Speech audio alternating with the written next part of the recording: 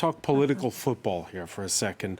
The government's plan in the UK has somehow morphed into a Twitter war, and now the suspension of former England striker Gary Lineker as host of the BBC's Match of the Day highlights program.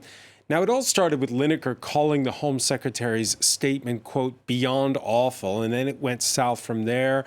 Responding to one Twitter user on Tuesday, Lineker called it, quote, an immeasurably cruel policy, and talked about language that was not dissimilar to that used by Germany in the 1930s. This, in turn, got the Daily Mail going, Britain's leading tabloid, putting Lineker on its front page, not one, not two, but 3 days in a row and counting.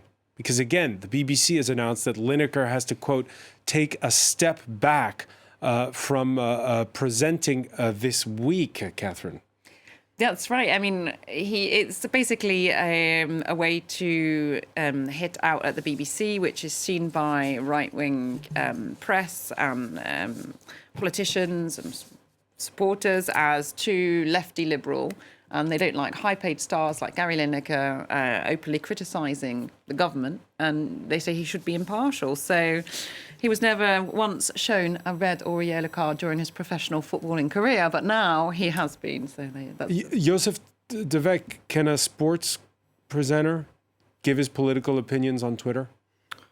Sure. Afterwards, doing comparisons to Nazi Germany in 98% of the cases is usually a terrible idea. It's not a good idea. You'd never win an argument that way, right? So I think it's not a fair.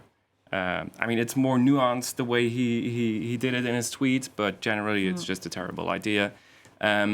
But generally, this migration story, in a sense, I'm asking myself if it's all just a big comms story, because this migration reform, it's likely to be stroken down in courts.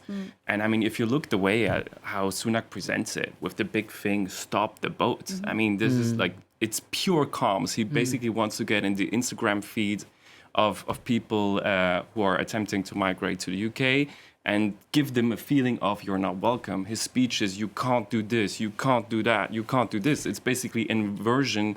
You know, we see it there. It's an inversion of Obama's yes, you can, you know. It's always what you can't.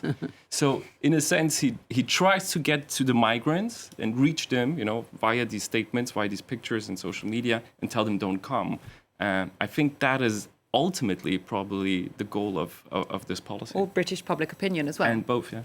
Oh, by the way, I said 3 days and counting for the Daily Mail. I would bank on the story again being on the front page Saturday, because Ian Wright, the former England striker, has said he doesn't want to be on the show if Gary Lineker's not Alan there. Shearer. And breaking news. Solidarity. These are sort of, you know, for our audience watching sort of outside of Britain. I mean, these are sort of, you know, this is footballing royalty, isn't it? Sort of all you know, clubbing together behind Gary Lineker. But the football has been at the forefront of speaking out on issues that involve human rights of late.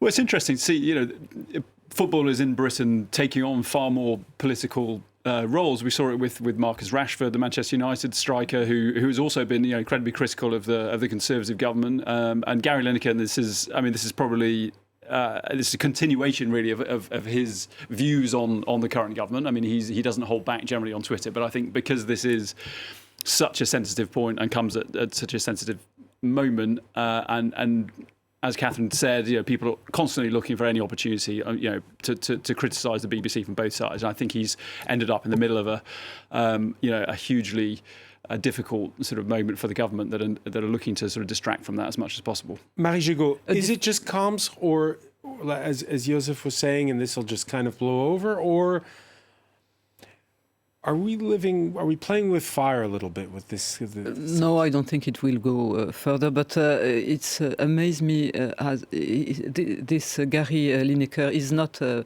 staff member of BBC, so why should he be tied to the BBC rules? And again, he didn't do it during his time on TV. He did it on Twitter, so why punishing him when he just gives his opinion? And at the same time, you have the chairman of the BBC, the big boss, who, according to a Sunday Times report, a few weeks before he was given that job, while Boris Johnson was Prime Minister, Richard Sharp, the chairman, helped Boris Johnson to secure an £800,000 loan. So if you're going to question impartiality and where you stand, I mean, there are several big senior Tory party, Conservative Party figures on the BBC board. So there are real questions about its future, unfortunately, because it is a great organisation.